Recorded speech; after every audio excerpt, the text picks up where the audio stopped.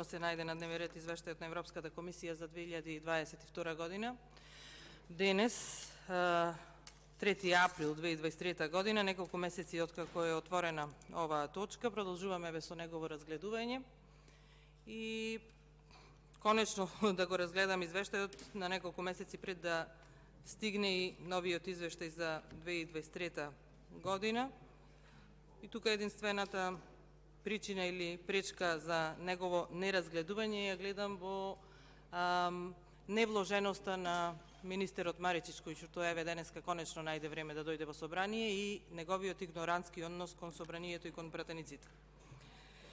И кога го разгледувам извештајот на Европската комисија за 2022, може да заклучиме дека оценките и забелешките по одделни поглавја се речиси исти како и оние кои што беа во претходниот извештај, односно како држава сме ги добиле во претходниот извештај од Европската комисија за 2021 година, и тоа е само доказ дека владата, односно власта, тоест државата, во наредната година не направила ништо да ги поправи забелешките, а тоа покажува дека всушност власта и не ја интересира Европската Унија, не ја интересираат реформите, како би се приближиле кон отпочнувањето на преговорите со Европската комисија. Првата препорака за отпочнување на преговори со Европската Унија Македонија ја доби во 2009 година, кога за прв пат Македонија добила препорака за отпочнување на преговорите 2009 година. Просечната квантитативна оценка била 2,52.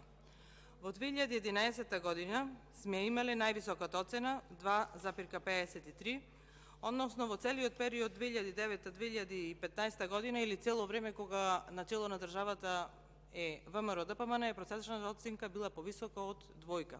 За да во 2016 година, при сите политички турбуленции, добиената оценка од Европската комисија беше 1,76.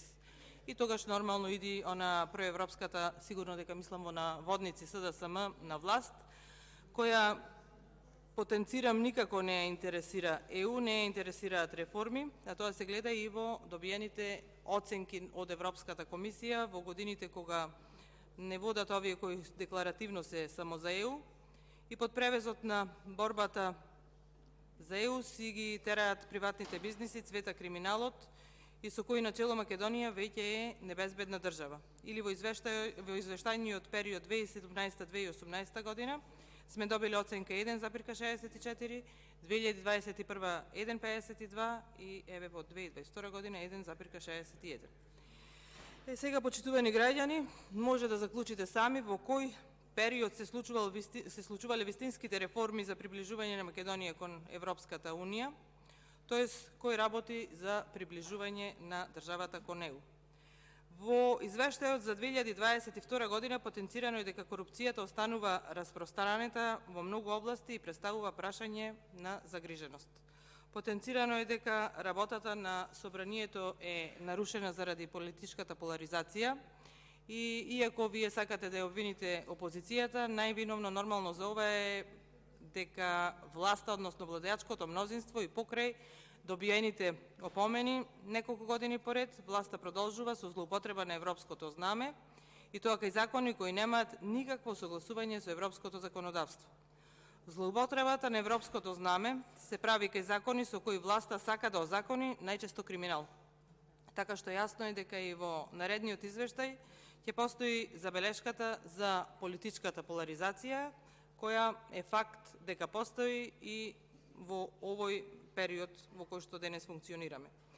Во делот на економијата преовладува мислењето дека регионалната криза ја продлабочи лошата состојба во општеството. Имаме изразито висока инфлација, енормно високи цени на храната и реагенсите.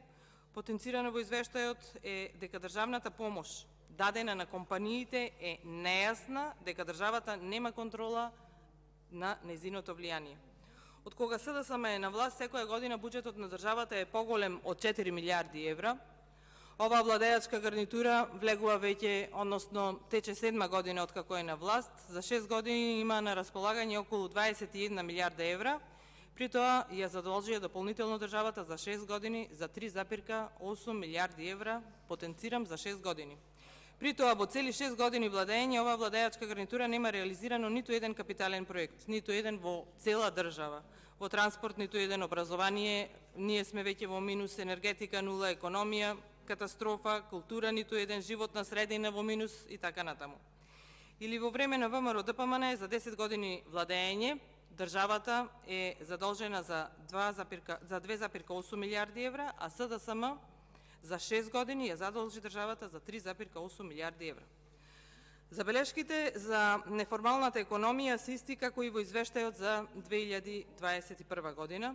Неформалната економија представува пречка за деловното работење на регуларните фирми.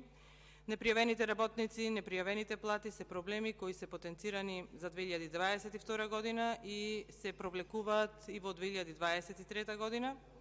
Во делот на јавни набавки, финансиска контрола, посебно е потенцирано дека особено загрижува Законот за стратегиско партнерство за изградба на коридорот 8 и делот коридорот 10, бидејќи се иззема овој проект од Законот за јавни набавки.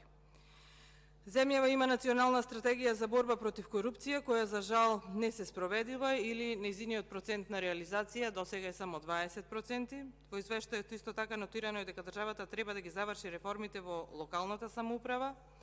Општините, сведоци сме сите дека трпат големи штети и имаат значителни проблеми во функционирањето и вршењето на надлежностите. Сакам да обрнам внимание на податокот што за малолетни деца во воспитно-поправните установи, за кој образованието не е се уште достапно, што е срамно и жално за една држава во 21 век. Во изминатата 2022 година не беше постигнат напредок во однос на меѓусебното признавање на професионалните квалификации помеѓу Европската унија и Македонија. Законот за признавање на професионални квалификации, дизајниран да се усогласи со европското законодавство, за жал се уште не е ни подготвен. Средствата за наука и иновации се под нивото на Европската унија, трошењето е многу неефикасно во образованието, капацитетот за истражување во споредба со Европската унија останува многу слаб и покрај тоа што Европската унија обезбедува за Република Македонија значителна поддршка за истражување и иновации. Се потпишуваат договори, се носат закони, но тоа останува само на хартија, бидејќи за жал во реалност реализација нема. Спроведувањето на образовната стратегија 2018-2025 година оди многу бавно и во овој извештај е потенцирано дека во средно образование за деца со попреченост нема образовни асистенти, за кои што еве како парламент се трудиме да биде во овој период надминато.